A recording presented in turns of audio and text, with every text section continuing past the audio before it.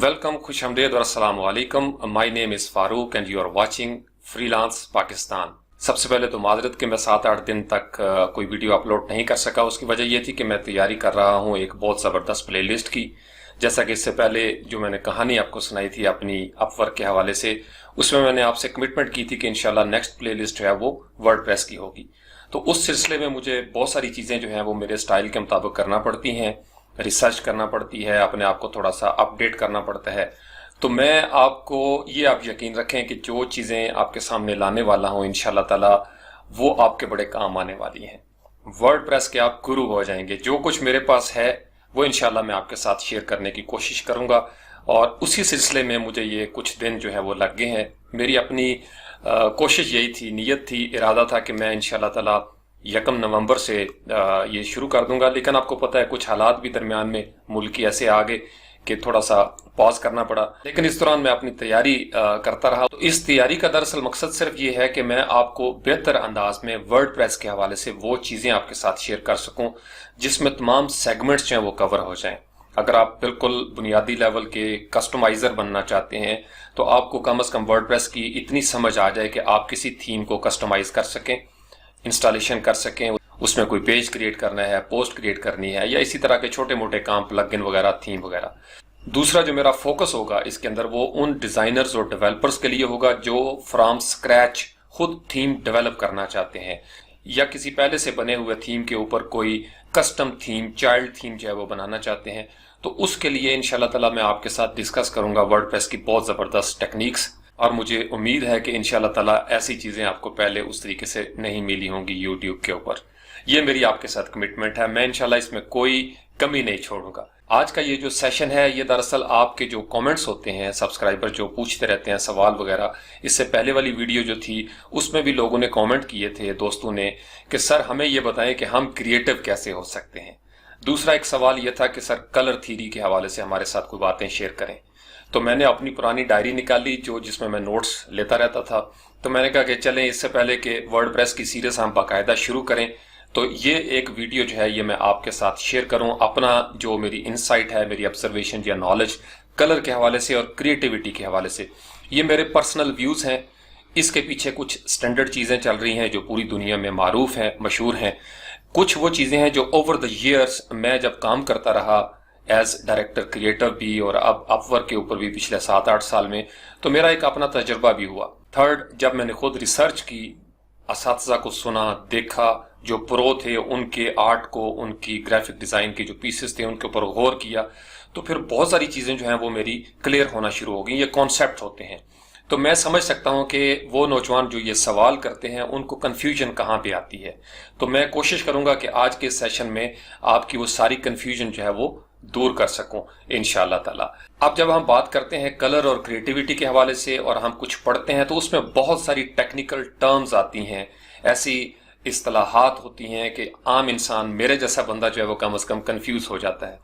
तो मैं कोशिश करूंगा, आपने उस अंग्रेजी इस्तिलाह के चक्कर में नहीं पड़ना, आपने बिल्कुल मुझे गौर से सुनना है कि मैं किसी लफ्ज को किस तरीके से आपके सामने रखना चाह रहा हूं, तो फिर आपको समझना आसान हो जाएगा।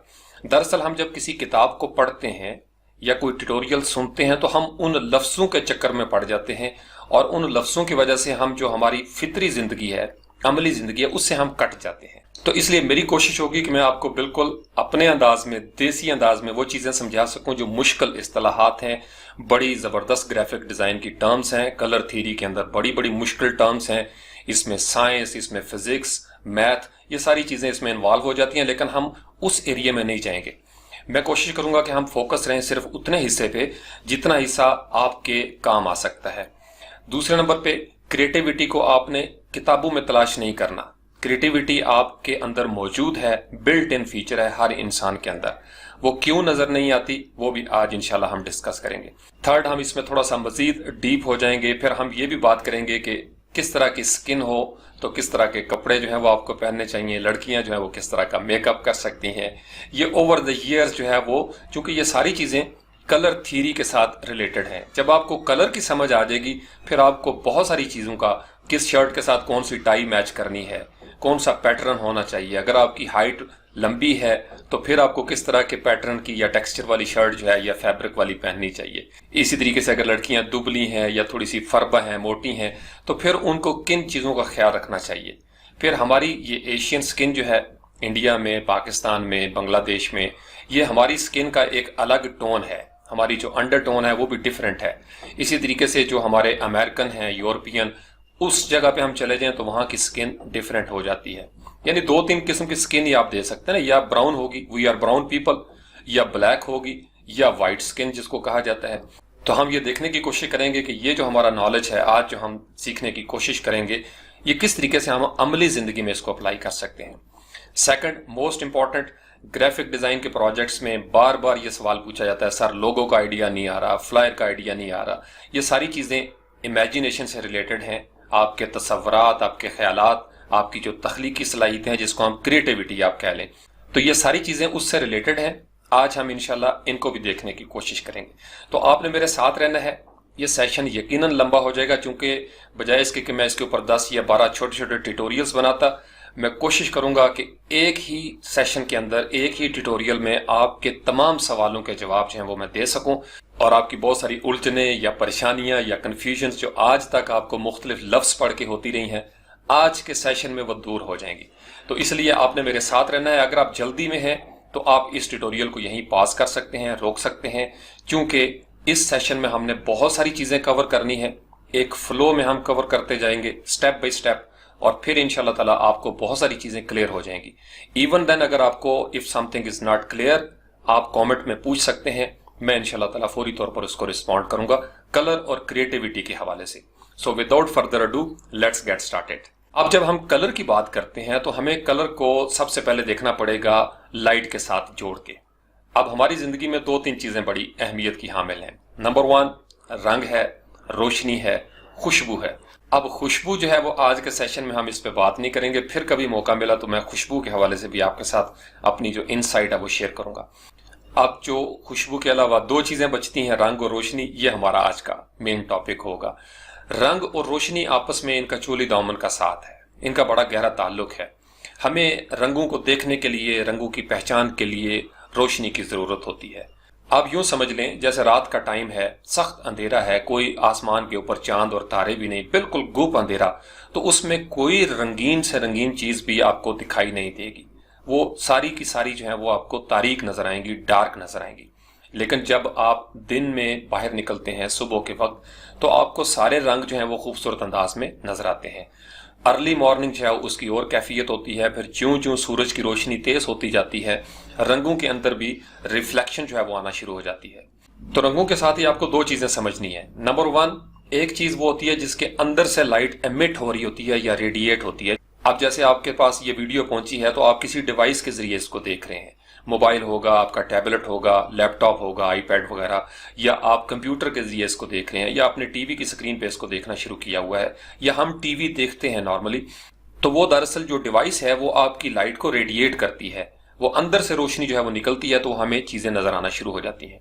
बेशक कमरे में गुप अंधेरा हो, पूरी कायनात में गुप अंधेरा हो, सूरज गुरूब हो चुका हो, लेकिन अगर टीवी ऑन होता है तो टीवी की अंदर चूंकि लाइट का एक सिस्टम है, वो रेडिएशन करेगा। जब वो रेडिएशन करेगा तो उसके अंदर मुख्तलिफ सिग्नल्स जो हैं वो हमारे पास पहुंचेंगे, लाइट के सिग्नल्स होंगे, उसमें कलर की इंफॉर्मेशन होगी, तो ये सारी चीजें मिलकर फिर हमारे पास वीडियो पहुंचती है। तो ये पहली किस्म है, इसके अंदर रेडिएशन होती है, इसके अंदर हम लाइट को एमिट करते हैं, EMIT, एमिट करते हैं।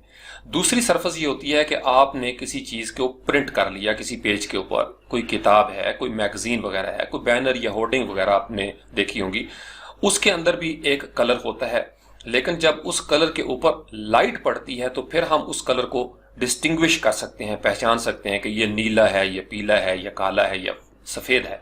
अब ये जो दूसरी किस्म है, इसमें लाइट रेडिएट नहीं होती, इसमें लाइट रिफ्लेक्ट करती है। सूरज की रोशनी हो या कोई बल्ब हो, वो उस सरफेस के ऊपर टकराएगा, उसके टकराने के बाद कुछ वो एब्जॉर्ब कर लेगा, जज्ब कर लेगा, कुछ रिफ्लेक्ट होकर वापस आएगी, हमारी आंखें जहाँ उसको देखेंगी।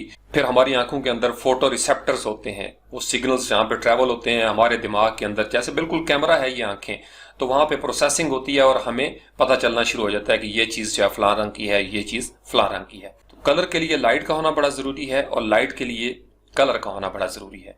अगर कोई लाइट बहुत ज्यादा तेज हो जाए तो जब सारे रंग जो है वो बहुत पीक पे चले जाते हैं डिजिटल वर्ल्ड में, यानी 0 से 255 तक उसका स्केल है, तो जब हम 255 कर लेते हैं तीनों चैनल्स को, रेड, ग्रीन और ब्लू को, तो वो हमें व्हाइट नजर आना शुरू हो जाती है। यानी आप कह सकते हैं कि जहां तमाम रंग मौजूद हों अपनी पीक पे, वहां पे हमें सफेद कलर नजर आता है। जैसे हम बाहर निकलते हैं, सूरज की रोशनी है, अब सूरज की जो रेज आ रही है उसके अंदर सारे रंग मौजूद हैं।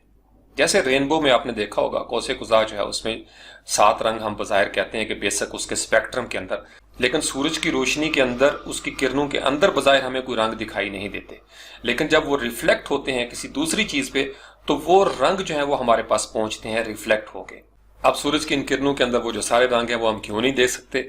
क्योंकि हमारी एक रेंज है, ये जो हमारा विजिबल स्पेक्ट्रम है जिसको हमारी आंखें देख सकती हैं या हम उसको परसीव कर सकते हैं, उसको विजिबल अंदाज में देख सकते हैं, वो हमारी ह्यूमन स्पेस है कलर के हवाले से।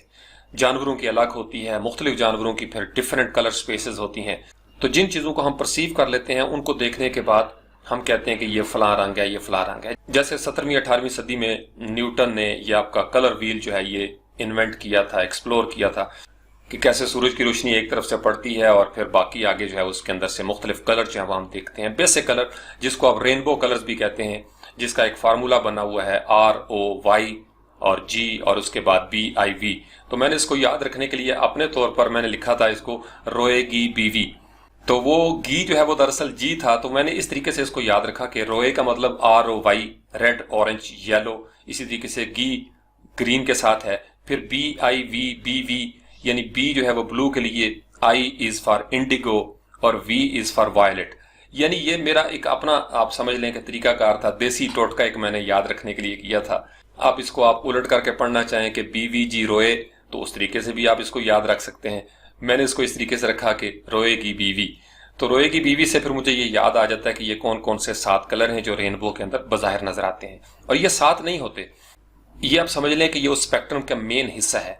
फिर इसके अंदर आपके मिलियंस और बिलियंस कलर्स होते हैं।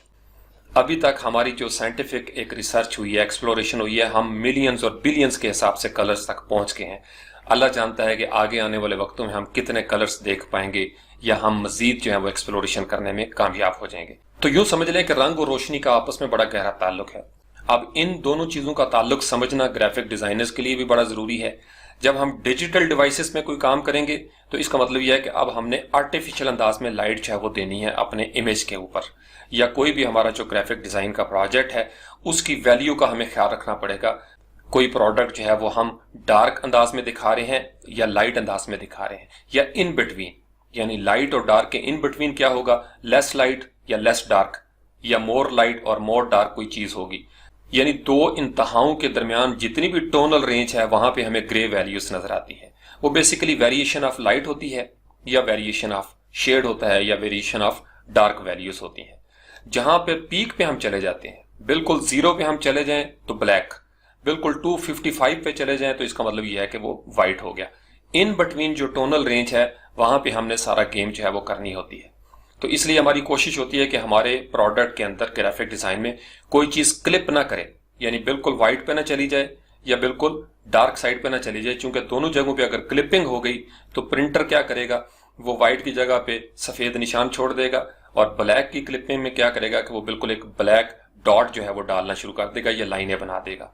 तो इसलिए हमने टोनल रेंज के अंदर एडजस्टमेंट करनी होती है। इसी से फिर हम कलर करेक्शन करते हैं। फोटोशॉप के अंदर, इलस्ट्रेटर में या प्रीमियर के अंदर जब हम वीडियो की कलर करेक्शन करते हैं तो ये सारी चीजें, क्लिपिंग वगैरह हम देखते हैं, टोनल रेंज जो है उसको एडजस्ट करते हैं, उसकी लुमिनेंस को कंट्रोल करते हैं, फिर उसके रेड, ग्रीन, ब्लू चैनल्स वगैरह जो है उनको हम एडजस्ट करते हैं। तो अब रंग और रोशनी से आगे हम बढ़ते हैं, तो अब हम आते हैं कि क्रिएटिविटी क्या है। अक्सर लोग सवाल करते हैं सर क्रिएटिविटी क्या है, हम कैसे क्रिएटिव हो सकते हैं। अब मैं आपको अपनी जाती जिंदगी का जो तजर्बा और मुशाहिदा है वो मैं आपके साथ शेयर करने की कोशिश करूंगा। मेरे नजदीक हर इंसान क्रिएटिव अंदाज में पैदा होता है। कोई इंसान जो है वो अपनी क्रिएटिव पावर को एक्सप्लोर कर लेता है, इसके मसल जो है उनको मशक कर करके, प्रैक्टिस कर करके जवान कर लेता है, स्ट्रांग कर लेता है। जैसे एक इंसान बॉडी बिल्डिंग के लिए अगर जिम जाना शुरू हो जाए, या सुबह आप ग्राउंड में जाएं, पुशअप्स करें, जॉगिंग वगैरह करें, दौड़ लगाएं, तो इससे आपका जो जिस्म होगा वो उस बंदे से बेहतर हो जाएगा प्रोपोर्शन के हिसाब से जो बंदा ये काम नहीं कर रहा। जो एक्सरसाइज नहीं कर रहा, जाहिर बात है खाता रहेगा तो तोंद जो है उसकी बढ़ना शुरू हो जाएगी। लेकिन अगर आप एक्सरसाइज कर रहे हैं तो वो जो एक्स्ट्रा फैट्स होते हैं वो आपके मुख्तलिफ मसल्स की तरफ पहुंचना शुरू हो जाते हैं, तो फिर आप स्ट्रांग होना शुरू हो जाएंगे और आपके मसल जो है वो बनना शुरू हो जाएंगे। इसी तरीके से क्रिएटिविटी के अंदर क्या होता है, क्रिएटिव सलाहियतें जो हैं वो आपकी इमेजिनेशन के साथ उनका ताल्लुक है। जो इंसान सोचने वाला होता है, जिसके ज़हन में सोचें आती हैं, अब आप खुद सोचें, हम सब सोचते हैं, हर इंसान सोचता है। अब हमारी और दीगर जो मखलूक़ात हैं उनका ये एक बुनियादी फ़र्क है कि हम सोचने वाली मखलूक हैं, हम सोचने और बोलने वाली हैं, हम आइडियाज़ को डिस्कस करते हैं। अब क्रिएटिविटी के लिए आपको क्या करना पड़ेगा कि आपके अंदर वो जो सोई हुई क्रिएटिविटी है वो जाग जाए। मौजूद है वो आपके अंदर, ये मैं आपको बड़ी जिम्मेदारी से बता रहा हूं, मौजूद है। उसको जगाने के लिए आपको क्या करना पड़ेगा? सबसे पहले आप ये देखें, आप अपने आप को आर्टिफिशियल जिंदगी से हटा के नेचर के करीब करना शुरू कर दें। जो इंसान जिस कदर नेचर के करीब होता जाता है वो उसी कदर उसके अंदर क्रिएटिव सलाहियतें जो है वो जागना शुरू हो जाती है। ये बात मैं बड़ी जिम्मेदारी से आपको बता रहा हूं। दूसरे नंबर पे आप अपने अंदर लचक पैदा करें अपने पर्सपेक्टिव में। जब हम अपनी चीजों को रिजिड अंदाज में देखना शुरू कर देते हैं तो हमारी क्रिएटिविटी आहिस्ता आहिस्ता खत्म होना शुरू हो जाती है, या बिल्कुल हमारे मसल जो हैं, क्रिएटिव मसल, वो माड़े हो जाते हैं, वीक हो जाते हैं। तो आप अपने पर्सपेक्टिव के ऊपर गौर करें। आप किसी चीज को कैसे देखते हैं? आपका जो नुक्ता नजर है उसके अंदर फ्लेक्सिबिलिटी है या रिजिडिटी है, सख्ती है या नरमी है। इसी तरीके से आप ये देखें कि आप चीजों को किस तरीके से देखते हैं, मनफी अंदाज में या मुस्बत अंदाज में, दोनों तरफ क्रिएटिविटी है। अगर आप चीजों को नेगेटिव ले रहे हैं तो नेगेटिव जो क्रिएटिव पावर्स होती हैं वो आपके अंदर जागना शुरू हो जाती है। आप चीजों को अगर पॉजिटिव ले रहे हैं तो पॉजिटिव एलिमेंट्स जो हैं क्रिएटिविटी के वो आपके सामने आना शुरू हो जाएंगे, या वो चीजें आपकी डोमिनेट कर जाएंगी। इसी तरीके से क्रिएटिविटी के लिए चौथी चीज ये है कि आप चीजों को थोड़ा सा रवायत से, कन्वेंशन से हट के देखें, चीजों को रिलेट करें, उनका आपस में रब्त पैदा करें। एक चीज आपकी जमीन पे है, जमीन को हमने उसकी निशानियों पे गौर करना है और उसको आसमान के साथ जोड़ना है। तो जब आप चीजों का रिश्ता आपस में कायम करेंगे, कोई वाकया क्यों हो रहा है, कोई इवेंट क्यों होता है, या सादा लफ्जों में यूं समझ लें कि आपकी जिंदगी में कोई प्रॉब्लम आ गया, कोई मसला आ गया, अब उस मसले के हल के लिए आपके पास डिफरेंट तजावीज होंगी। इस मसले को यूं भी हल किया जा सकता है, यूं भी हल किया जा सकता है, इस तरह भी हल कर सकते हैं, इस तरह भी हल कर सकते हैं। तो जब आप प्रॉब्लम सॉल्विंग करेंगे मुख्तलिफ अंदाज में, तो ये होता है जिसको हम कहते हैं क्रिएटिव प्रोसेस। यहां लोगों की कंफ्यूजन है, हम समझते हैं कि शायद सिर्फ रंगों को टेढ़ा मेढ़ा करने वाला क्रिएटिव होता है। हर वो इंसान जो किसी मसले का जबरदस्त हल ढूंढ सके, जिसकी तजवीज पे लोग अशकार उठें कि हाँ यार ये आइडिया बड़ा जबरदस्त है। आइडिया जबरदस्त का मतलब कि उसने प्रॉब्लम को इस तरीके से सॉल्व किया है कि इससे बिजनेस आएगा, इससे कोई मसला हल हो जाएगा। तो इसका मतलब यह है कि वो बंदा जीनियस है, वो क्रिएटिव है।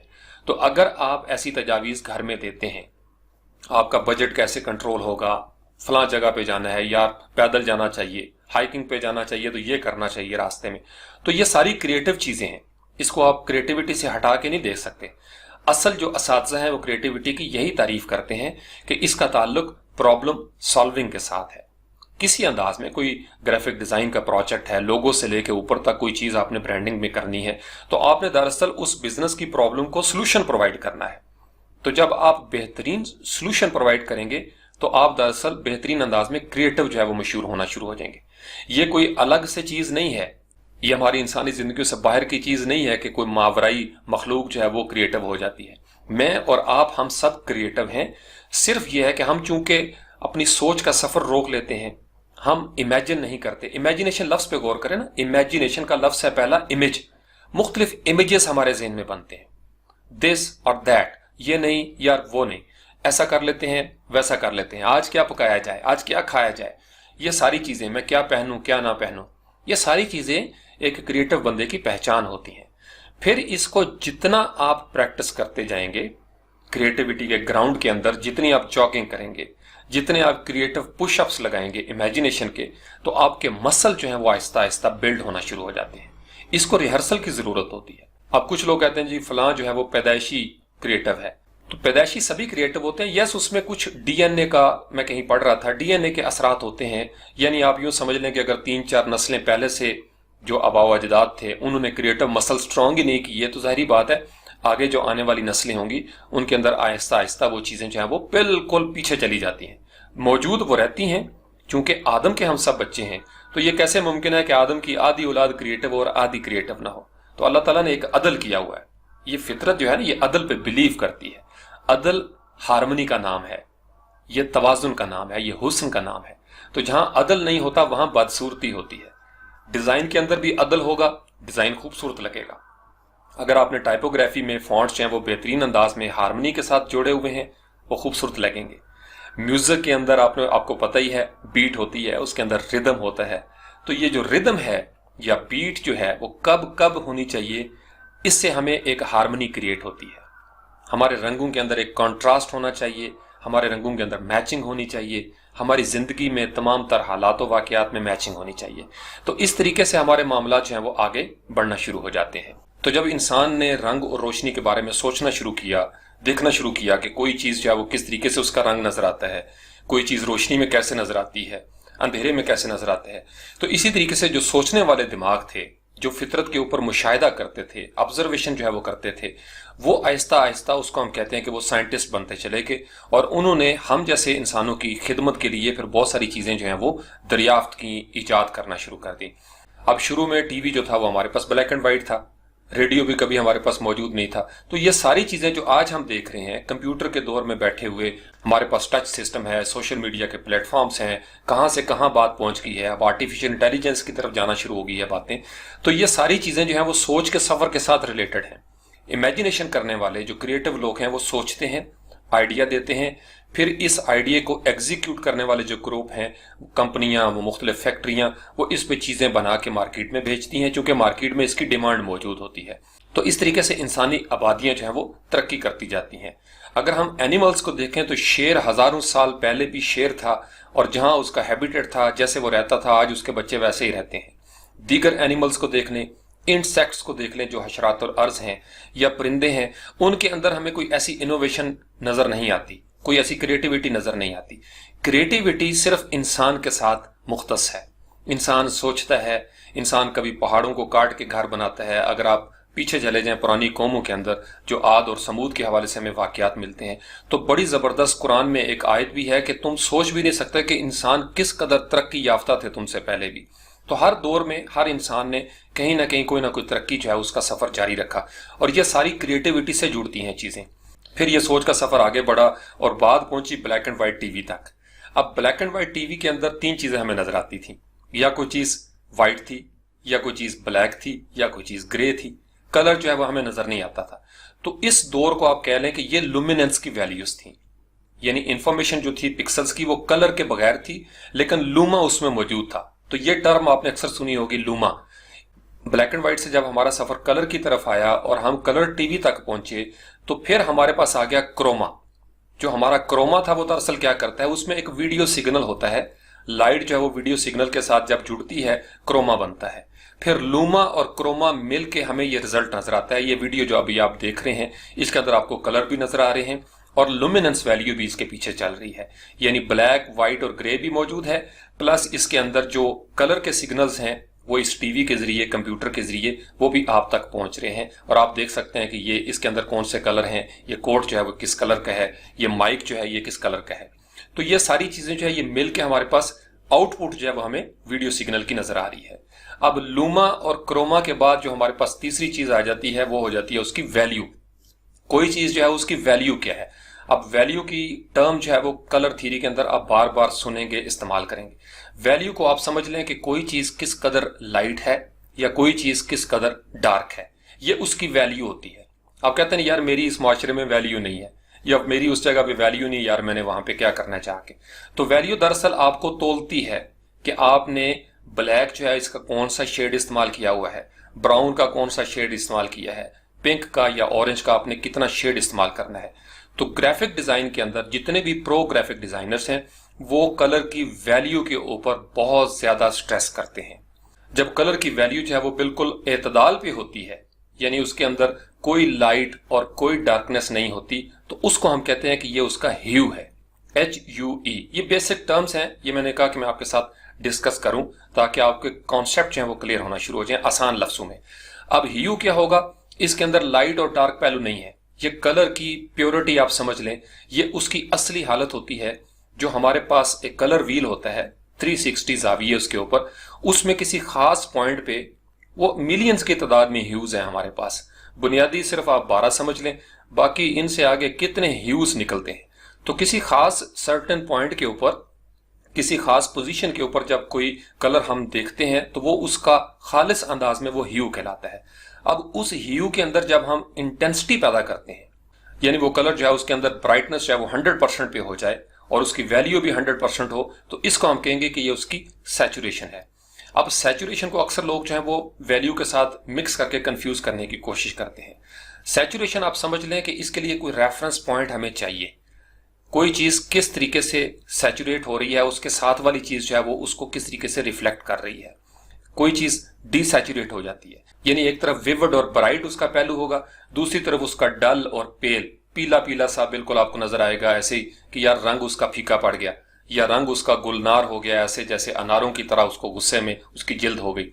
तो ये कैफियत होती हैं सैचुरेशन की। तो कोई कलर जो है वो बिल्कुल जबरदस्त अंदाज में सैचुरेट हो जाएगा, या हम उसको कहते हैं कि इमेज को जब डिसैचुरेट करते हैं तो आप उसके अंदर से तमाम इंटेंसिटी जो है वो कलर की वो खत्म कर देते हैं, तो गोया आपने इमेज को बिल्कुल डल कर दिया, डिसैचुरेट कर दिया। इसी तरीके से फिर ब्राइटनेस होती है। अब ब्राइटनेस क्या है, इसको लाइटनेस भी कहते हैं, इसको ब्राइटनेस भी कहते हैं, कि किसी इमेज के अंदर आप कितना ज्यादा वाइट जो है वो शामिल करते हैं, या कितना ज्यादा आप डार्क शामिल करेंगे, या कितनी ज्यादा ग्रे टोन्स उसमें शामिल करेंगे। अगर आप व्हाइट शामिल करें किसी कलर के अंदर, फर्ज कर लें एक ह्यू है रेड कलर का या ऑरेंज ह्यू है आपके पास, अब उस ह्यू के अंदर आप जब व्हाइट ऐड करना शुरू कर देंगे तो इसका मतलब क्या हुआ, अब आपने उस इमेज को ब्राइट करना शुरू कर दिया। तो जितनी ज्यादा उसके अंदर ब्राइटनेस होगी, जितनी ज्यादा उसके अंदर सैचुरेशन होगी, उतनी ज्यादा उसकी वैल्यू बढ़ना शुरू हो जाएगी। इसके लिए दो टर्म्स हम यूज करते हैं, हाई की और लो की। हाई की जो है ये आपकी ब्राइट एरिया में जाती है, और लो की जो है ये आपकी डार्क एरियाज में आ जाती है, डार्क पिक्सल्स में आ जाती है। तो जब हम व्हाइट ऐड करते हैं तो इसको टेक्निकल टर्म में बोलते हैं टिंट, कि ये उस कलर का टिंट है। जब हम ब्लैक ऐड करते हैं किसी कलर के अंदर तो फिर इसको शेड कहा जाता है, कि ये उस कलर का शेड है, फलां कपड़े का शेड मुझे चाहिए, या फलां डिजाइन जो है उसके अंदर यार यहाँ पे थोड़ा सा उस कलर की वेरिएशन दे दो, शेड उसमें पैदा कर दो। अब टिंट और शेड के दरमियान जितना भी एरिया है 0 और 255 के दरमियान, वो सारे का सारा उसको हम कहते हैं टोन। अब टोन क्या होती है, वो ग्रे के साथ चलती है। जो चीज व्हाइट ना हो, प्योर व्हाइट ना हो, या कोई चीज अगर प्योर ब्लैक ना हो तो वो ग्रे है। तो ये उसके डिफरेंट शेड्स होते हैं ब्लैक के। या आप यूं समझ लें कि जो ही आप 255 से पीछे आना शुरू हुए, 254, 253, 252, ये सारी चीजें जो है ये आपकी टोनल रेंज में शामिल हो जाएंगी, ये आपकी ग्रे टोन्स में आ जाएंगी। इसी तरीके से जीरो जो है, अगर आप कोरल ड्रॉ का कलर पिकर देखें, या फोटोशॉप का, या इलस्ट्रेटर का, किसी एक टूल का कलर पिकर अगर आप समझ लें तो आपको समझ आ जाएगी कि जीरो जो है वो दरअसल डार्क की तरफ जाता है, ब्लैक की तरफ। जो ही हम जीरो से ऊपर गए, 1, 2, 3, 4 करते करते 254 तक हम पहुंचते हैं, तो ये 1 से लेके 254 की जो वैल्यूज हैं यहां पे हमें टोन नजर आती है। यानी उसके अंदर ना प्योर व्हाइट होगा ना प्योर ब्लैक होगा, वो दरमियान में एक टोनल रेंज होगी। तो ये बेसिक चीजें आई होप कि आपको क्लियर होगी होंगी। अब इसी तरीके से आपको फर्ज कर लें किसी इमेज के अंदर सिर्फ व्हाइट नजर आते हैं, या ब्लैक नजर आता है, या ग्रे नजर आता है, तो उसको कहा जाएगा एक्रोमेटिक। ACHROMATIC, ये टर्म हम यूज करते हैं, एक्रोमेटिक। इसी के मुकाबले में एक होता है मोनोक्रोमेटिक। तो अक्सर लोग जो हैं वो कंफ्यूज हो जाते हैं, मैं भी शुरू में कंफ्यूज था कि ये एक्रोमेटिक और मोनोक्रोमेटिक जो है वो क्या बला है। तो आप इनके लफ्जों पे गौर करें। एक्रोमेटिक का मतलब व्हाइट, ब्लैक और ग्रे। मोनोक्रोमेटिक का मतलब कि कोई एक ह्यू जो है उसके मुख्तलिफ टिंट्स और शेड्स, आपने ब्लू ले लिया और वो मोनोक्रोमेटिक स्कीम हो जाएगी, यानी ब्लू के डिफरेंट शेड्स या मुख्तलिफ वेरिएशन जो हैं वो मोनोक्रोमेटिक कलर स्कीम उसको हम कहेंगे। अब इंसान जब से दुनिया में आया है वो देख रहा है रंग ही रंग। उसके अंदर कहीं कभी एक्रोमेटिक मामलात भी नजर आते हैं, कभी मोनोक्रोमेटिक भी नजर आते हैं। जैसे ये आंखें अल्लाह ताला की बहुत बड़ी नेमत हैं। अब जिन लोगों के पास ये नेमत नहीं है, अल्लाह ताला ने उनको इसके मुकाबले में कोई और नेमतें दी होती हैं, और वो उस तरीके से चीजों को देखते हैं। मैं और आप हम कौसे कज़ा को देख सकते हैं, रेनबो को देख सकते हैं, लेकिन आप अंदाजा लगाएं कि जो बंदा आंखों से महरूम है, हमारी नजर में वो आंखों से महरूम ही है, लेकिन अल्लाह ताला ने इसके अंदर भी कोई हिकमत रखी होती है। वो बहुत सारी चीजें जो हैं वो दीगर अंदाज में, बेहतर अंदाज में कर पाते हैं। आपने बहुत सारी मिसालें जो हैं वो सुनी होंगी। तो आप ये समझ लें कि जिनकी आंखें थीं, जो रंग देख सकते थे, उनका तस्वर जो था वो चीजों के बारे में किसी और तरीके से डेवलप हुआ। जो चीजों को नहीं देख सकते थे, उनके तस्वुरात किसी और तरीके से डेवलप हुए। और बाज़ औक़ात आंखों वालों से बढ़ के जो आंखों से महरूम लोग थे, वो चीजों को ज्यादा बेहतर अंदाज में परसीव करने की पोजीशन में चले गए। ये आप मुख्तलिफ स्टोरीज पढ़ेंगे तो आपको नजर आ जाएंगी कि किस तरीके से जो आंखों से महरूम लोग थे बज़ाहिर, उन्होंने किसी और तरीके से कायनात की, कौम की या इंसानियत की किस तरीके से खिदमत की है। अब कलर थ्योरी को समझने के लिए या कलर पैलेट की स्टेज पे पहुंचने के लिए मैं आज आपके साथ अपना एक सीक्रेट जो है वो शेयर करने लगा हूं। मैं एडवर्टाइजिंग में ग्राफिक डिजाइनर्स के साथ, जब मुझे किसी चीज का भी पता नहीं होता था, ये चीजें मैं उनके साथ डिस्कस करता था। चूंकि मैं नेचर की ऑब्जर्वेशन करने वाला स्टूडेंट था, मैं बाहर जाता था, मैं चीजों को देखता था, सूरज तुलू हो रहा है, किस तरह आसमान का रंग हो जाता है, चीजें कैसे नजर आती हैं, सूरज जब गुरूब होता है तो चीजें कैसे नजर आती हैं, जब बादल आते हैं तो मैं कई दफा ग्राउंड में खड़े होकर बादलों को देखता था, उनकी वो जो सिल्वर, उसके अंदर मुख्तलिफ शेड्स होते थे, उसको देखना, फिर सूरज की रोशनी में जो उसके मुख्तलिफ वेरिएशंस थी उनके ऊपर गौर करना। तो ये सारी चीजें करते करते, और फिर मैंने बहुत सारी इसके बारे में बुक्स पढ़ी, बहुत सारी वीडियोस जो हैं वो मैंने देखी प्रो जो असातिज़ा थे उनके हवाले से। तो मैं चीजों को अब इस तरीके से समझना शुरू हो गया हूं और मुझे बड़ी आसानी होती है, क्योंकि इंसान गलती कर सकता है अपनी कलर की मैचिंग में। अब ये जितनी भी हमें थीरीज नजर आती हैं, चूंकि कलर थीरी का मतलब यह है कि मेरी और आपकी थीरी मुख्तलिफ भी हो सकती है। आने वाले वक्तों में कोई नया बंदा उठेगा और वो न्यूटन की किसी चीज को रद्द कर देगा, जैसे बहुत सारे लोगों ने ऑलरेडी कर भी दी हुई है, लेकिन कुछ स्टैंडर्ड बने हुए हैं। लेकिन कायनात के अंदर जो थीरी हमें नजर आती है अल्लाह ताला की तरफ से, उसके अंदर कोई झोल मौजूद नहीं, उसके अंदर कोई सकम नहीं, उसके अंदर कोई खामी या नक्स हमें नजर नहीं आता। चूंकि फितरत जो है वो अपनी प्योरेस्ट फॉर्म में चीजें हमारे सामने रखती है। हम इंसान जहां जहां जाते हैं सैर करने के लिए, वहां उस प्योरिटी के अंदर हम अपने हिस्से की पोल्यूशन जो है वो डालना शुरू कर देते हैं, मुख्तलिफ रैपर्स फेंक के, मुख्तलिफ ट्रैश के जरिए वगैरह वगैरह। जो हमारी कंस्ट्रक्शन शुरू हो जाती है तो हम जो फितरी माहौल होता है उसके अंदर मसनूईपन पैदा करना शुरू कर देते हैं।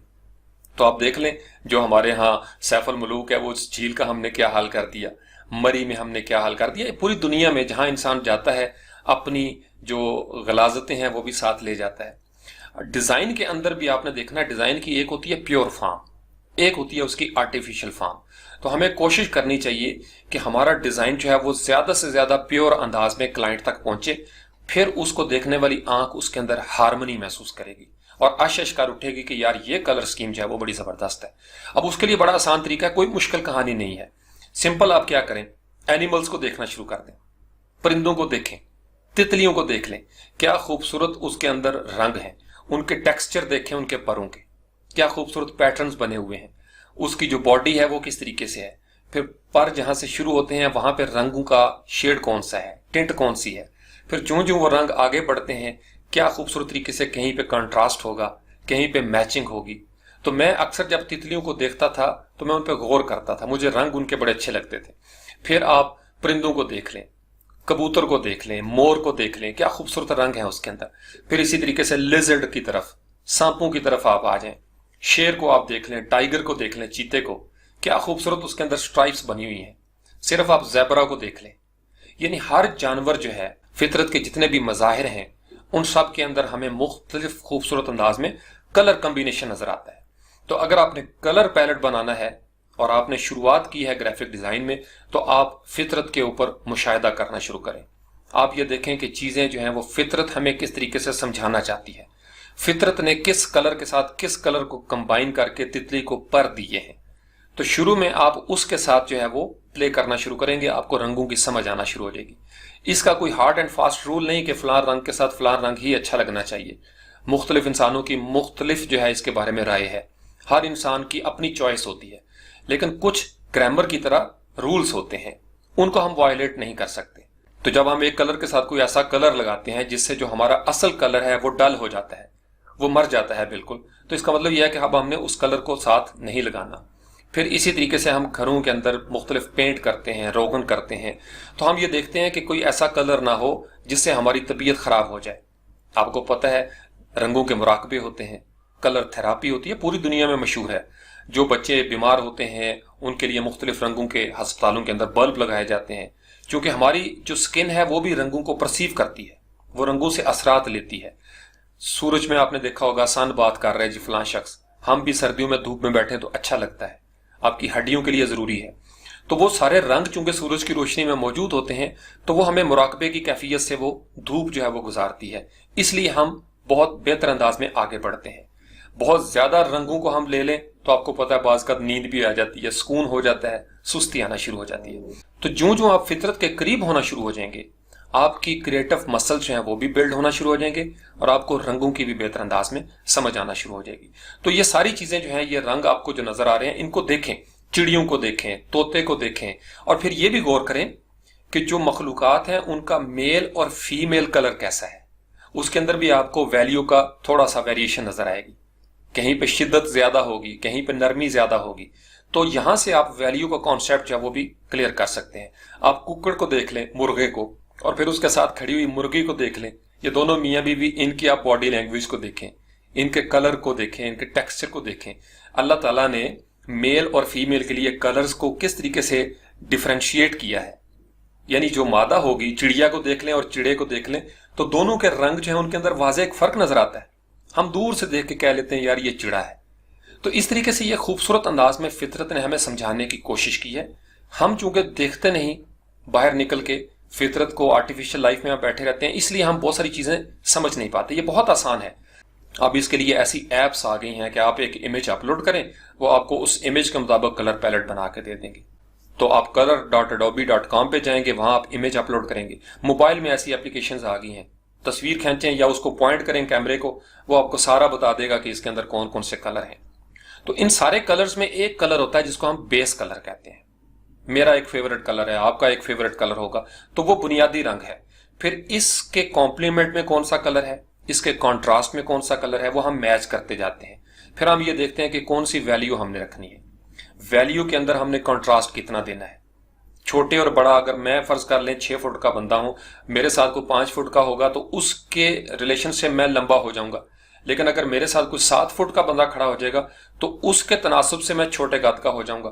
तो हमें किसी जगह पे कोई रेफरेंस देना पड़ता है। कलर के अंदर भी जब हमने कोई ग्राफिक डिजाइन बनाना है, 3 रंग हैं आपके कलर पैलेट में, तो हमने उसको इस तरीके से लगाना है कि जो आपका क्रूशियल हिस्सा है किसी प्रोडक्ट का, जो आपकी ऑफर है, यूनिक सेलिंग प्रोपोजिशंस जो आप बेचना चाहते हैं, उसको आप इस तरीके से उस कलर के जोन में रखेंगे जहां इंसान की आंख पहले देखे और वो उभर के नजर आए प्रोमिनेंट अंदाज में। आपकी बॉडी है, आप अपने जिस्म का कौन सा हिस्सा ज्यादा दिखाना चाहते हैं, उस तरीके से आप उसके कलर की मैचिंग करेंगे। फिर इसी तरीके से आपके बाल हैं, आपकी लिपस्टिक होती है। तो ये सारी चीजें जो है ये आहिस्ता आहिस्ता आपको समझ आना शुरू हो जाएंगी जब आप फितरत के मेकअप पे गौर करेंगे। फितरत चीजों को कैसे मेकअप करती है, क्योंकि फितरत का जो ब्यूटी पार्लर है, दुनिया का कोई ब्यूटी पार्लर उसका मुकाबला नहीं कर सकता। इस चीज की गवाही आपका दिल भी देगा। तमाम मज़ाहिब इसके ऊपर मुत्तफिक है। दुनिया भर के साइंटिस्ट फितरत को देखते हैं, फितरत से चीजों को लेते हैं। फलां चीज कैसे उड़ती है, जहाज बन गए, एरोप्लेन बन गए। फलां चीज किस तरीके से तैरती है, उस तरीके से आप दोजें बनना शुरू हो गई, जहाज बनना शुरू हो गए। तो इंसान फितरत को देख के आगे बढ़ रहा है। तो as graphic designer, as artist, as freelancer, आपने भी अगर आगे बढ़ना है तो मैं आपको वो कुलिया बता रहा हूं जिस तरीके से मुझे समझ आई चीजों की। फितरत को देखना शुरू करें। तितली को लेके आए फोटोशॉप में, उसके परों के ऊपर आई ड्रॉपर ले जाएं, उसके रंगों को उठाएं वहां से, और फिर जिस तरीके से तितली के अंदर उन रंगों की तकसीम हुई है उसी तरीके से ग्राफिक डिजाइन का प्रोजेक्ट बना दें। ये उठ जाएगा, ये हर आंख को अच्छा लगेगा। फिर उसमें थोड़ी बहुत आप वेरिएशन कर सकते हैं, चूंकि नेचर नेचर है और जो डिजिटल वर्ल्ड है वो एक आर्टिफिशियल है। तो हमने कोशिश करनी होती है कि हम उसके करीब पहुंच जाएं, बिल्कुल फितरत के करीब। जब हमारी प्रोडक्ट पहुंच जाएगी वो मजा करेगी और वो अच्छी लगेगी। अब इसी तरीके से ये सारे असरात जो रंगों के थे ये मजाहिब के ऊपर भी आए। दुनिया भर में जितने भी मजाहिब मौजूद हैं इस वक्त, बड़े बड़े, ईसाइयत है, इस्लाम है, हिंदू मत है, सिखिज्म है, यहूदियत है, बुद्ध मत हो गया, इसी तरीके से दीगर मजाहिब, अब उन सब की अपने अपने रंगों के साथ अफिलिएशन है। जैसे अगर हम इस्लाम को ले लें तो इस्लाम के अंदर ग्रीन कलर जो है, सब्ज रंग, ये डोमिनेट है। ब्लैक कलर भी डोमिनेट है, क्योंकि ब्लैक जो है वो खाना काबा के साथ है उसकी निस्बत, और ग्रीन जो है उसकी गुंबद खजरा के साथ है। फिर इसी तरीके से ईसाइयत में देख लें तो ईसाइयत के अंदर भी ब्लैक एंड व्हाइट का एक डिफरेंट इम्तजाज है। पर्पल कलर मुख्तलिफ अंदाज में नजर आता है, ब्लू की एक अलग वेरिएशन है। ज्यूज के झंडे को देख लें इसराइल के, उसके अंदर ब्लू कलर हमें डोमिनेंट नजर आता है। फिर यहाँ पे आ जाए हम इंडिया में, जो हमारा बरसगीर पाको हिंद है, तो हमारे यहाँ पे सैफरन कलर, जो ऑरेंज कलर की आप शेप कह लें, या रेड कलर जो फायर वाला है, ये सारी चीजें डोमिनेट करती नजर आती हैं हमें इंडिया के अंदर भी। ब्लू भी है। फिर इसी तरीके से जो हमारे सिख कम्युनिटी है, आप उनको देखें, उनकी जितनी भी वो पगड़ियां होती हैं, टर्बन्स, वो मुख्तलिफ रंगों की होती हैं। हमारे यहाँ अमामा जो है वो सब्ज रंग का हो गया, ब्लैक कलर का अमामा हो गया, सफेद रंग का हो गया। तो हर मजहब का रंगों के साथ ताल्लुक है। फिर इसी तरीके से इस्लाम की तरफ हम देखें तो कुरान में मुख्तलिफ रंगों का हवाला हमें नजर आता है। जन्नतियों के लिबास का रंग कौन सा होगा, किस तरह के उन्होंने कड़े पहने होंगे, किस तरीके से माहौल होगा, तो अल्लाह ताला ने भी रंगों को उस तरीके से नक्शा खींचा है। बाइबल के अंदर भी हमें कहीं ना कहीं कुछ ना कुछ रंगों के हवाले मिलते हैं। फिर इसी तरीके से अगर आप गीता की तरफ आ जाएं, ग्रंथ की तरफ आ जाएं, तो हर जगह पे कहीं ना कहीं रंगों की इंडिकेशन हमें नजर आती है। तो मजाहिब का रंगों के साथ बड़ा गहरा ताल्लुक है। फिर कल्चर्स के साथ जो हमारी सकाफत होती है, उसमें रंगों का एक अलग ताल्लुक है। इसके ऊपर आप बोलना शुरू करें तो कई घंटे आप बोलना शुरू हो जाए। ये खुद आप चीजें देखेंगे तो आपको अंदाजा होगा। फिर किसी रीजन के साथ किसी खास रंग का कोई गहरा ताल्लुक होता है। जो समंदर के करीब एरियाज हैं, वहां पे रंगों की चॉइसेस डिफरेंट हैं। जो सहराई इलाके हैं, डेजर्ट में, जैसे हमारे यहाँ जो खाके मदीना और नजफ है, सहरा, वहां पे अलग कैफियत होती है। हम जो मैदानी इलाके के लोग हैं, हमारे और चॉइसेस हैं। पहाड़ी इलाके के लोग जहाँ पे ग्रीन पहाड़ हैं, चॉइसेस डिफरेंट हैं। खुश्क पहाड़ हैं, चॉइसेस डिफरेंट हो जाएंगी। तो आपने ये सारी चीजें जब देखनी है, ये मैं आपके साथ इसलिए डिस्कस कर रहा हूं कि जब आप किसी क्लाइंट का प्रोजेक्ट देखें, आप ये देखें कि उस क्लाइंट का बिजनेस किस फील्ड में है। उस फील्ड के अंदर एग्रीकल्चर का है, अब आपने कौन से कलर देने हैं। एजुकेशन का है तो एजुकेशन के लिए दुनिया भर में एक स्टैंडर्ड है, किस तरीके से कलर्स को आप लेके जाएंगे। छोटे बच्चों का कोई प्रोजेक्ट है तो बच्चों को जो चीजें विविड किस्म के वाइब्रेंट कलर चाहिए वो आपको देने पड़ेंगे। इसी तरीके से अगर आपने कंडोलेंस करनी है, ताजियत करनी है, फोदगी के हवाले से कोई खबर है, तो अमूमन जो है वो ब्लैक एंड व्हाइट रखा जाता है चीजों को। आपने अक्सर देखा होगा आशूरा के सिलसिले में जो कैलेंडर छपते हैं या पोस्टर वगैरह, वो अमूमन जो है वो ब्लैक एंड व्हाइट में रखे जाते हैं। तो इसी तरीके से हर मजहब में हर त्यौहार पर मुख्तलिफ रंग जो है वो अपनी बोली बोलते हैं। रंगों के जरिए जज्बात का इजहार किया जाता है। गुस्सा चढ़ता है, कहते जी फलां का रंग सुर्ख हो गया था गुस्से से। बीमार हो गया तो कहते बिल्कुल पीला फिक हो गया सी रंगों का।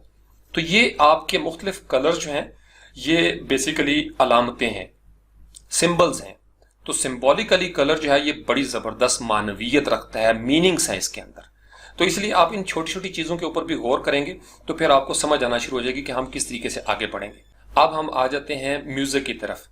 अब म्यूजिक के अंदर आपको बीट नजर आती है, रिदम नजर आता है, मेलोडी होती है, हार्मनी होती है। अगर ढोल जो है वो किसी और तरीके से बज रहा हो, तालियां जो है वो किसी और तरीके से बज रही हो, या बाकी जो म्यूजिकल इंस्ट्रूमेंट्स हैं उनके अंदर आपस में मैच ही ना हो रहा हो और उनके अंदर कोई लॉजिकल लिंक ही ना बन रहा हो, तो आपको पता है कि मजा नहीं आएगा। तो हमारे कानों को वही म्यूजिक अच्छा लगेगा जिसके अंदर एक हार्मनी होगी, कब क्लैपिंग होनी है, कहाँ पे बीट आएगी। तो इसके भी बड़े जबरदस्त रूल्स एंड रेगुलेशंस हैं, उस पर हम नहीं जाएंगे। इंसानी जिस्म के ऊपर आप देख लें, हमारी बॉडी जो है इसकी मुख्तलिफ शक्लें होती हैं। जो इंसान एक्सरसाइज नहीं करते उनका जिस्म जो है वो प्रोपोर्शन से हट जाता है, बिल्कुल उसके अंदर हार्मनी खत्म होना शुरू हो जाती है। लेकिन जो एक्सरसाइज करने वाले लोग हैं, जिम जाते हैं, उनकी बड़ी जबरदस्त वेल प्रोपोर्शन अंदाज में उनकी बॉडी बनती है। शोल्डर्स कितने होने चाहिए, हिप जॉइंट्स हैं वो कहाँ पे जाने चाहिए, हाथ आपके कैसे नजर आने चाहिए। तो आप ये समझ रहे हैं कि ब्यूटी जो है ना, ब्यूटी दरअसल होती ही उस चीज की है, हुस्न हम कहते ही उस चीज को है जिसके अंदर तवाजुन हो, जिसके अंदर एक वेल प्रोपोर्शनड एंगल्स मौजूद हों। जहां पे तवाजन बिगड़ता है, चाहे वो हमारे रवैये का हो, प्रोडक्ट का हो, या हमारी जिंदगी के तमाम मामलात का हो, तो वहां पे बदसूरती आ जाती है। बदसूरती दरअसल किसी चीज के प्रोपोर्शंस के खत्म हो जाने का नाम है। तो हमें कोशिश करनी होती है कि हम रंगों का इस्तेमाल इस तरह करें, फॉन्ट्स का इस्तेमाल इस तरह करें कि उसके अंदर एक हार्मनी पैदा हो, एक उसके अंदर ऐसी हम आहंगी हो कि हर हिस्सा दूसरे हिस्से के साथ मिलके ओवरऑल उस प्रोडक्ट को एक अच्छी प्रोडक्ट बना दे। हमारी कलर की चॉइसेस कपड़े पहनते हुए भी ऐसी हों, ऐसी लिपस्टिक लगाई हो, ऐसे कपड़े पहने हों, ऐसी टाई लगाई हो, और किसी खास मौके पे मखसूस कलर के जो कपड़े होते हैं वही हम पहने, तो फिर हम उसमें हारमोनियस अंदाज में उस महफिल में शामिल हो जाते हैं। अगर आप किसी फोदगी की महफिल में मेकअप करके चले जाएंगे तो आपकी हारमोनी टूट जाएगी। इसी तरीके से खुशी की महफिल में आप उदास चेहरा लेके चले जाएंगे तो आप वहां पे मिसमैच कर जाएंगे। अब फितरत के अंदर हमें ये बैलेंस, ये सिमेट्री नजर आती है। फितरत ने बड़े खूबसूरत अंदाज में तवाज़ुन पैदा किया है। सबसे बड़ी मिसाल आप देख लें, जो सबसे बड़ी चीज है हमारी कायनात में, जमीन में, वो है आसमान। अगर आसमान किसी वाइब्रेंट कलर का होता जो हमारी आंखों को चुभता, तो हम शायद इतने सुकून से ना रह पाते। तो आप ये देखें उसके अंदर क्या जबरदस्त एक कूल कलर टोन जो है वो अल्लाह ताला ने इस्तेमाल की है। चूंकि हर वक्त आसमान ने हमारे सर पे रहना है, तो जो कमरा हर वक्त आपके सामने रहे, जिसमें आपने ज्यादा वक्त गुजारना हो, उसमें कभी ऐसा कलर इस्तेमाल ना करें जो आपकी तबीयत को बोझल कर दे। बच्चों के कमरे आपने देखे होंगे अक्सर ज्यादा वाइब्रेंट होते हैं, क्योंकि बच्चे जो होते हैं वो कलर्स को परसीव करने वाले होते हैं। अब रंगों का ताल्लुक जो है वो हमारी एज के साथ भी होता है। बच्चों की पसंद और तरह की होती है, लड़कों की और तरह की होती है, जवानों की और तरह की होती है। जो जो आप बूढ़े होते जाते हैं, आपके रंगों की जो चॉइस है वो बदलना शुरू हो जाती है। वजह क्या है कि आप जब बहुत सारे रंग जिंदगी भर देखते रहते हैं, तो एक वक्त आता है जब आप बिल्कुल सिंपल होना शुरू हो जाते हैं। हम कहते हैं जी फलां बंदे ने बड़े सूफिया कलर के कपड़े पहने हुए थे। कुछ लोग जवानी में ही ऐसी चॉइसेस कर लेते हैं। बाज का जिंदगी इतनी खुशहाल हो जाती है कि हमें वाइब्रेंस अच्छी लगती है, हमें शोख किस्म के रंग जो हैं वो ज्यादा मजा करते हैं। बच्चों को बहुत सारे रंग जो हैं, शोख कलर की चीजें, उनके खिलौने देख लें, उनकी किताबें देख लें, स्टेशनरी देख लें, उनके कपड़े आप मार्केट में जाके देखें जो बच्चों के हैं, तो बड़े शौक रंग के होते हैं। क्योंकि ये उम्र है रंगों वाली। जो जो फिर आप आगे बढ़ते हैं, फिर आप थोड़े से लिमिटेड होना शुरू हो जाते हैं। एक वक्त आता है बिल्कुल मोनोक्रोमेटिक अंदाज में जिंदगी गुजारना शुरू कर देते हैं। तो ये वो मेरी ऑब्जर्वेशन थी जो मैं जिंदगी भर चीजों को इस तरीके से देखता रहा।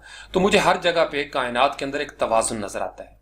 सूरज जब तुलू होता है, बड़े खूबसूरत अंदाज में स्लोली उसके अंदर एक बैलेंस पैदा होता है। फिर जब वो बिल्कुल दोपहर होती है तो एक जबरदस्त सिमेट्री हमें नजर आती है। फिर आहिस्ता आहिस्ता वहां से वो गरूब होता है।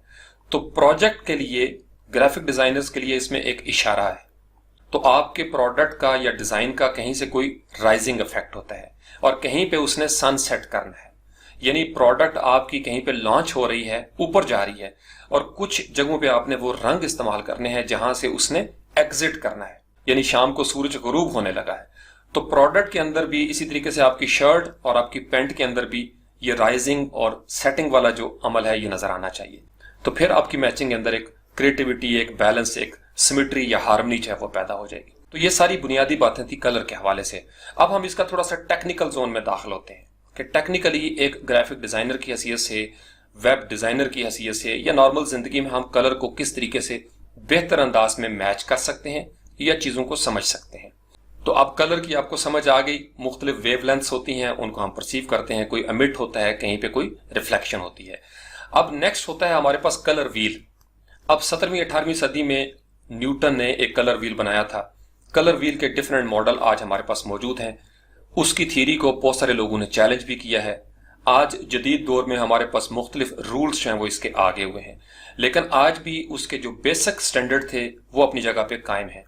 अब कलर व्हील के अंदर हमें 12 रंग नजर आते हैं। 6 रंगों का कलर व्हील भी होता है। आप यूं समझ लें कि ये जो 12 रंगों वाला कलर व्हील है, इसके अंदर 3 होते हैं जिनको हम कहते हैं प्राइमरी कलर। अब यहां पे कंफ्यूजन एक आती है। एक प्राइमरी कलर मॉडल वो होता है जो डिजिटल वर्ल्ड के लिए है, जहां पे स्क्रीन आ जाती है। यानी जब कोई चीज अंदर से लाइट रेज जो है वो किसी स्क्रीन के जरिए हम तक पहुंचती हैं, उसके लिए हम यूज करते हैं RGB, रेड, ग्रीन और ब्लू। ये प्राइमरी कलर हैं जो डिवाइसेस के लिए हैं। लेकिन जो हमारा पेंटर था, यानी प्रिंटर और पेंटर की कहानी आप समझ लें। जब कोई चीज प्रिंट होती है या कोई चीज को बंदा पेंट करता है अपने हाथों के साथ, हमारे जो आर्टिस्ट होते हैं कैनवस पे, उनके लिए जो प्राइमरी कलर थे वो थे रेड, येलो और ब्लू। तो यहां पे अक्सर कंफ्यूजन होती है कि प्राइमरी कलर कौन से हैं। डिवाइसेस के लिए RGB, और जो पेंटर होता है, आर्टिस्ट होता है, जो हमारे क्लासिकल या ट्रेडिशनल कलर्स हैं, वो रेड, येलो और ब्लू होते हैं। अब ये जो 3 प्राइमरी कलर हैं टीवी के अंदर, RGB, रेड, ग्रीन, ब्लू, जो चैनल है हमारे पास, सारे के सारे रंग इन्हीं की मदद से पैदा होते हैं। इसी तरीके से जो प्रिंटर है हमारा, उसमें जब हम कोई चीज प्रिंट करते हैं, चाहे आपने जितने मर्जी रंग पैदा किए हों, तो उसको सायान, मेजेंटा और येलो की मदद से हम आगे लेके चलते हैं। तो अब इन 3 प्राइमरी कलर से आगे होते हैं 3 सेकेंडरी कलर्स होते हैं। जैसे आपका ग्रीन हो गया, आपका ऑरेंज होता है, आपका वायलेट होता है। तो प्राइमरी कलर्स को आपस में मिला के हम सेकेंडरी कलर निकालते हैं। तो इस तरीके से ये हो जाते हैं 6। अब इन 6 कलर्स को एक प्राइमरी और उसके साथ जो उसका जुड़ा हुआ सेकेंडरी है, उसको हम मिक्स करते हैं तो एक टर्शरी कलर बनता है। तो हमारे कलर व्हील में 6 होते हैं टर्शरी कलर्स, TERTIARY। तो ये टोटल 3 प्राइमरी, 3 सेकेंडरी और 6 टर्शरी, ये बन जाते हैं 12 रंग। दुनिया भर में जितने मिलियंस रंग इस वक्त हम एक्सप्लोर करने में कामयाब हुए हैं, वो इन्हीं 12 रंगों से इसके मुख्तलिफ वेरिएशंस की सूरत में हमारे सामने आते हैं।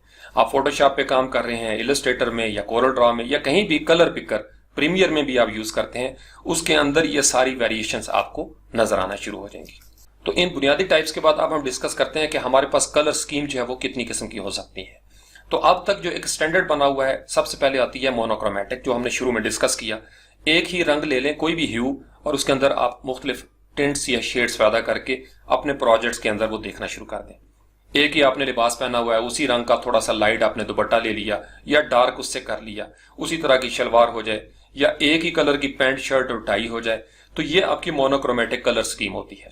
फिर हमारे पास 2 रंगों वाली बात आ जाती है, उसको हम कहते हैं कॉम्प्लीमेंट्री। कॉम्प्लीमेंट्री कलर व्हील के ऊपर जो 360 होता है, उसमें 180 का जो लाइन अगर हम बनाएं, 180 के ऊपर जो बिल्कुल अपोजिट कलर्स होते हैं, उनको हम कहते हैं कॉम्प्लीमेंट्री कलर्स। तो किसी भी कलर व्हील के अंदर अगर आप एक लाइन सीधी खींचें और उसको आप रोटेट करना शुरू कर दें, तो आप ये देखेंगे कि वो जो कलर घूम रहा है वो कलर व्हील पे किसी भी नुक्ते पे होगा और उसका आमने सामने जो 2 रंग होंगे वो होगी कॉम्प्लीमेंट कलर्स की। इसी तरीके से एक होता है स्प्लिट कॉम्प्लीमेंट्री, जो आपके कलर व्हील में एक रंग के सामने दूसरा रंग मौजूद होगा अपोजिट, उसको आपने इस्तेमाल नहीं करना, बल्कि उसके राइट और लेफ्ट साइड पे जो 2 रंग होते हैं वो बिल्कुल वी शेप में, वो हमारा होता है, उसको हम स्प्लिट कॉम्प्लीमेंट्री कहते हैं। उसके बाद हमारे पास होता है डबल कॉम्प्लीमेंट्री, यानी उसमें आपके 2 ऑपोजिट कलर जो है वो आप लेते हैं, बिल्कुल एक रेक्टेंगल की शक्ल में, एक आपने उठाया उसके मुकाबले में दूसरा उठाया, फिर कोई और रंग आपने लिया और उसका जो ऑपोजिट कलर था, तो यूं आपने 4 रंग मिला के इसको इस्तेमाल करना होता है अपने प्रोजेक्ट के अंदर। अब उसके बाद होती है एक ट्राइंगल या ट्रायडिक कलर स्कीम भी कहते हैं, उसमें 3 रंग होते हैं। कलर व्हील के अंदर 3 मुख्तलिफ जगह पे एक ट्राइंगल अगर आप लगाएं तो वो जो 3 रंग होंगे वो ट्रायडिक कलर स्कीम जो है वो बनती है। फिर इसी की आगे वेरिएशन और मुख्तलिफ इसके टिंट्स और शेड्स से हम कलर पैलेट जो है वो बनाना शुरू कर देते हैं, यानी इनकी वैल्यूज को हम चेंज करेंगे। और इस तरीके से नया कलर पैलेट आपने अक्सर देखा होगा मुख्तलिफ वेबसाइट पे, आप color.adobe.com पे जाएंगे तो आपको लाखों की तादाद में कलर पैलेट जो है वो मिलना शुरू हो जाएंगे। वहां पे गेम क्या हो रही है, सिर्फ वैल्यूज को चेंज किया जाता है, मैचिंग बेहतर की जाती है, हार्मनी पैदा की जाती है, और उस तरीके से कलर पैलेट जो है वो बने बनाए हमारे सामने मौजूद होते हैं। नेक्स्ट हमारी कलर स्कीम होती है एनालॉगस। एनालॉगस क्या होता है कि एक कलर व्हील के अंदर जो मुल्हिका कलर्स होते हैं, जुड़े हुए हमसाए जो हैं, 2 आप इस्तेमाल कर लें, बेलअमूम 3 इस्तेमाल किए जाते हैं, तो वो जो 2 कलर या 3 कलर जो जुड़े हुए हम यूज करेंगे उसको हम कहेंगे ये उसकी एनालॉगस कलर स्कीम है या एनालॉगस कलर स्कीम, आप उसको कह लें सादा लफ्जों में। अच्छा, उसके बाद हम डिस्कस करते हैं RGB और CMY से रिलेटेड 2 टर्म्स आपने अक्सर सुनी होंगी, एक होती है एडिटिव और दूसरी होती है सब्ट्रैक्टिव। एडिटिव का ताल्लुक RGB के साथ है। एडिटिव के अंदर आपकी लाइट रेडिएट करती है, जबकि आपका जो CMY है ये रिफ्लेक्ट करता है। रोशनी आई एक्सटर्नल, वो उस पर पड़ी, वो बल्ब की हो या सूरज की, वहां से कलर जो है वो रिफ्लेक्ट होकर आपकी आंखों के जरिए दिमाग में जाता है और हमें रंगों की इंफॉर्मेशन नजर आती है। तो वो जो आपका CMY के है उसको आप सब्ट्रैक्टिव कहेंगे। यहां पे अगर आप देखेंगे तो ये आपके पास ग्रीन है, रेड है और ब्लू है, RGB। अब इनको जब आपस में मिलाया जाता है, यानी कोई चीज जो है वो डिवाइस से प्रिंटर की तरफ जब जाती है, तो फिर आप ये देखेंगे कि सायान, मैजेंटा और येलो जो है वो हम अचीव करते हैं, यानी उसके एडिशन में से सब्ट्रैक्ट हम करते हैं चीजों को। वो जो रंग जो थे जिसमें स्पॉट कलर की और पेंटोन कलर की भी आपको कहानी नजर आती है, वो सारे आगे जब जाते हैं वो इंफॉर्मेशन, तो सायान, मैजेंटा और येलो जो है ये इसके बिल्कुल अपोजिट होता है। जैसे RGB अगर आप ऊपर रखें तो इसके बिल्कुल अपोजिट, रेड के अपोजिट होगा सायान। सायान का मतलब इसमें रेड नहीं होगा। इसी तरीके से ग्रीन जो होगा इसका मैजेंटा के साथ ताल्लुक है। फिर आपका जो ब्लू होता है इसका येलो के साथ है। तो जब हम फोटोशॉप में कर्व्स करते हैं कलर करेक्शन करते हुए, तो अगर किसी इमेज में सायान बहुत ज्यादा है तो इसका मतलब यह है कि अब हमें थोड़ा सा रेड इंट्रोड्यूस कराना पड़ेगा, यानी बिल्कुल अपोजिट है। आप उसको नीचे करेंगे तो सायान ज्यादा हो जाएगा, ऊपर करेंगे तो सायान कम होगा और रेड जो है वो आना शुरू हो जाएगा। तो ये दोनों आप समझ लें सादा लफ्जों में कि एक दूसरे को काटते हैं।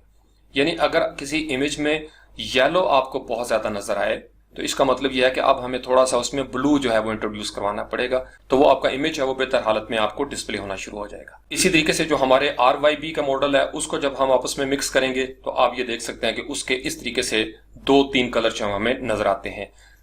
वायलेट कलर उसमें आ जाएगा, ऑरेंज कलर हमें नजर आता है, फिर इसी तरीके से थोड़ा सा डल ग्रे या ब्लू जो है वो हमें नजर आना शुरू हो जाएगा। फिर जब किसी ह्यू को व्हाइट के साथ मिलाएंगे टेंट, ह्यू को ब्लैक के साथ मिलाएंगे शेड, ह्यू को ग्रे के साथ मिलाएंगे टोन, तो ये आप नीचे देख सकते हैं कितनी लंबी इसकी एक स्ट्रिप होती है। एक तरफ आपका व्हाइट होगा, एक तरफ ब्लैक होगा और दरमियान में सारे की सारी आपकी टोन होगी या टोनल रेंज होगी। उसके बाद इस कलर व्हील को, ये जो 12 रंग हैं, इनको 6 मुख्तलिफ हिस्सों में तकसीम किया जाता है। एक होते हैं वार्म कलर्स या एक्टिव कलर्स, दूसरे होते हैं कूल कलर्स या पैसिव कलर्स कह लें। अब वार्म कलर्स जो हैं इनके अंदर आप यूं समझ लें कि रेड्स और ऑरेंजेस और येलोज की ये दुनिया है। कूल के अंदर जो है वो आपको रेड नजर नहीं आएगा, ऑरेंज नजर नहीं आएगा, यानी जब किसी रंग के अंदर से रेड निकाल दें तो वो कूल हो जाएगा, या किसी रंग में आप रेड को ऐड करना शुरू कर दें तो वो वार्म होना शुरू हो जाएगा। ये आप सादा से अंदाज में समझें। अब ये दोनों चूंकि एक दूसरे के कॉम्प्लीमेंट हैं, इसलिए अगर आपने फर्ज कर लें कोई कूल कलर स्कीम में एक बैकग्राउंड बनाया हुआ है और आप चाहते हैं उसके अंदर आप कोई खास चीज जो है प्रोमिनेंट अंदाज में दिखाएं, तो फिर आपको वहां पे वार्म कलर यूज करना पड़ेगा। वेब डिजाइनर जो है वो जब अपने बैनर्स बनाते हैं या बॉडी और इसी तरीके से उसमें बटन लगाने होते हैं, तो कूल कलर स्कीम के अंदर अगर आप वार्म कलर का बटन लगा देंगे तो वो ज्यादा मजा करेगा। यहीं से फिर एक्सेंट का तस्वर निकला। एक्सेंट जो है वो एक वाइब्रेंट कलर होता है, डार्क भी हो सकता है, यानी थोड़ा सा उसके कंट्रास्ट में जब कोई चीज आप लगाएंगे वो एक खास बटन, तो वो दूर से नजर आएगा। तो हमें देखना पड़ता है कि हमने किस रंग को एक्सेंट रखना है। फर्ज कर लें आप अपने कमरे को पेंट कर रहे हैं, आपने दीवार जो है वो ब्लू की वेरिएशन के साथ पेंट कर ली है। अब आपको अगर सोफा जो है वहां पे आप ऑरेंज कलर का रख देंगे तो वो उसका एक्सेंट कलर हो जाएगा। या आप अगर ब्लू के अंदर ही वाइब्रेंट ब्लू जो है उसका पर्दा लगा देंगे तो वो उसका एक्सेंट होना शुरू हो जाएगा। तो एक्सेंट जो है वो ब्राइट लेवल पे भी हम देख सकते हैं या डार्क लेवल पे भी हम रख सकते हैं। ये हमें देखना पड़ेगा कि हमारा जो सर्कमस्टेंस है जहां पे हम किसी रंग को यूज कर रहे हैं उसके इर्द गिर्द जो सराउंडिंग है वो रंग कैसे हैं। तो जो आपका एक्सेंट कलर होगा वो सबसे प्रोमिनेंट होगा, वो नुमाया होगा। तो ये अक्सर लोग जो है वो शुरू में कंफ्यूज कर जाते हैं कि एक्सेंट कलर जो है वो हम कैसे बनाते हैं। एक्सेंट कलर उसके अपोजिट भी हो सकता है, या उसी कलर की ब्राइट वैल्यूज के साथ आप कोई कलर लगा देंगे तो वो उस कलर स्कीम में या कलर पैलेट में उसका एक्सेंट जो है वो कहलाएगा। आप फर्ज कर लें आपने अपना पैलेट बनाना है, तो उसके लिए क्या करें, आप कोई तितली का इमेज डाउनलोड करें pixabay.com से, जैसे ये मैंने किया। तो फोटोशॉप में कलर पिकर के जरिए मैंने इसके मुख्तलिफ कलर्स उठाए। अब यहाँ पे आप देख लें कि ये 3-4 कलर जो हमें नजर आते हैं। फिर इसकी वैल्यूज में आप वेरिएशन पैदा कर सकते हैं। अब यहां से आप समझें, मैं ऐसे बैठ के सोचता हूं जब मैं तितलियों को देखता हूं कि अगर मेरी पैंट जो है वो इस तरह की हो तो मेरी शर्ट इस तरीके से होनी चाहिए। 2 कलर तो हर सूरत में मैच कर जाते हैं ना, जैसे ब्लैक पैंट के साथ आप कुछ भी पहन लें तो ब्लैक एंड व्हाइट जो है ये कलर व्हील में शामिल नहीं होता। ये 2 इंतहाएं हैं, इनके साथ इनको आप कहीं भी यूज कर सकते हैं, किसी भी जगह पे ये इस्तेमाल हो सकते हैं, व्हाइट भी और ब्लैक भी। लेकिन बाकी जो कलर्स हैं उनके लिए हमें देखना पड़ेगा कि इसके साथ दूसरा कलर कौन सा मैच करेगा। तो जब आप कलर स्कीम को यहां से देख लेंगे कि कॉम्प्लीमेंट कलर कौन सा है, एक कलर आपने लिया उसका अपोजिट कलर है, तो आपने देखना है कि आपने टाई जो है वो कॉम्प्लीमेंट करनी है। आप चाहते हैं कि टाई के ऊपर सारी नजर जाए तो फिर आपको डिफरेंट बैकग्राउंड की शर्ट और उसके ऊपर बिल्कुल उसका कॉम्प्लीमेंट कलर की आपको टाई चाहिए होगी। या आप ये कह सकते हैं कि पैंट और शर्ट का जो टेक्सचर है या इन दोनों का कलर जो है उसकी तीसरी वैल्यू आपको टाई में नजर आए। ये छोटे छोटे डॉट्स जो है वो पैंट और शर्ट के वो आपको टाई के अंदर नजर आना शुरू हो जाए। तो इसके ऊपर मुख्तलिफ वेरिएशंस हैं, आपको मैच करना पड़ता है। फिर हम स्किन की तरफ आ जाए तो आपने देखा होगा जो हमारे वेस्ट इंडीज वाले हैं या श्रीलंका में जहां पे ज्यादा डार्क स्किन हमें नजर आती है, वहां पे कलर जो है वो बड़े जबरदस्त अंदाज में शार्प रंगों वाले वो पहनते हैं, क्योंकि इससे जो कलर की स्किन की इंटेंसिटी है वो थोड़ी सी डल होती है, वो कम होती है। जैसे अगर फर्ज कर लें अगर एक इंसान चाहे उसकी स्किन बड़ी डार्क हो और वो व्हाइट रंग के कपड़े पहन ले, सफेद रंग के, तो वो प्रोमिनेंट हो जाएगा उसकी जो स्किन है। तो हमें देखना पड़ता है कि अगर हमारी स्किन ब्राउन है तो हम कोई ऐसा कपड़ा पहने कि हमारा चेहरा पीला ना नजर आना शुरू हो जाए। तो इसके लिए आप कपड़ा पहने और आप शीशे में खड़े होकर देखें अपने आप को, दोस्तों से पूछें कि यार मेरा रंग पीला तो नहीं नजर आ रहा। तो अगर आपकी स्किन ओरिजिनल लेवल से ऊपर जा रही है या नीचे आ रही है तो आपको ख्याल रखना पड़ेगा और बहुत सारे कलर्स ऐसे होते हैं जिससे आपके चेहरे के ऊपर जो है वो पिंकिश थोड़ा स्टाइल नजर आना शुरू हो जाता है, कभी रेड का स्टाइल नजर आना शुरू हो जाता है। तो आपने अपनी स्किन की टोन्स के साथ जो है वो इसको मैच करना है। इसके ऊपर लोगों ने बड़ी मेहनत की हुई है, इसके ऊपर जबरदस्त किस्म की साइंस है, इसके बारे में मुकम्मल गाइड बुक्स हैं वो मिल जाती हैं।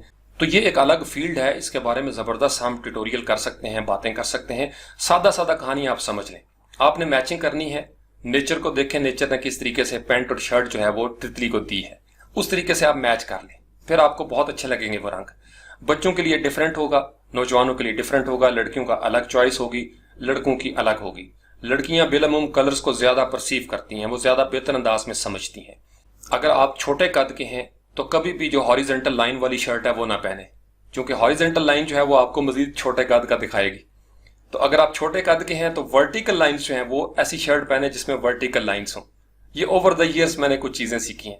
अब मेरा कद जो है वो 6 फुट से ज्यादा लंबा है, तो मैं अगर हॉरिजेंटल लाइन भी पहन लूंगा तो इससे कोई खास फर्क नहीं पड़ेगा। इसी तरीके से जो आपकी बॉडी टाइप है, ये जो लफ्ज टाइप है ना, इस पे गौर करें, ये बड़ा गौर तलब है। आपकी कलर की टाइप होती है, आपकी बॉडी की टाइप होती है, पर्सनैलिटी की टाइप होती है, इवेंट की टाइप है, किस मौके पे, किस त्यौहार का किस्म क्या है, मौका क्या है। तो उस सारे मौके की मुनासबत से फिर हम चीजें पहनते हैं या बोलते हैं या देखते हैं या बिहेव करते हैं, मौके की मुनासबत से। तो टाइप को समझना बड़ा जरूरी है। आपकी इनर टाइप क्या है और आप एक्सटर्नली किस टाइप के अंदर जाके बोलेंगे या अपने आप को प्रेजेंट करेंगे।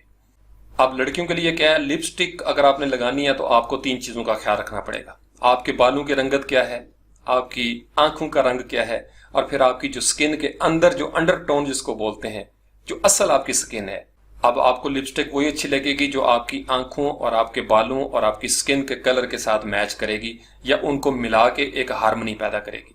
अगर आपकी लिपस्टिक जो है वो आपकी आंखों के साथ, बालों के रंग के साथ या अंडरटोन के साथ हार्मनी पैदा नहीं करती तो वो दूर से नजर आएगी। तो इसलिए आपने कोशिश करनी है, जो काम आप करें, जो पहने, जो लफ्ज आप बोलें, लफ्जों की भी हार्मनी होती है ना, कि आप बातों को इस तरीके से खूबसूरत अंदाज में पेश करें कि सुनने वाले पे असर हो।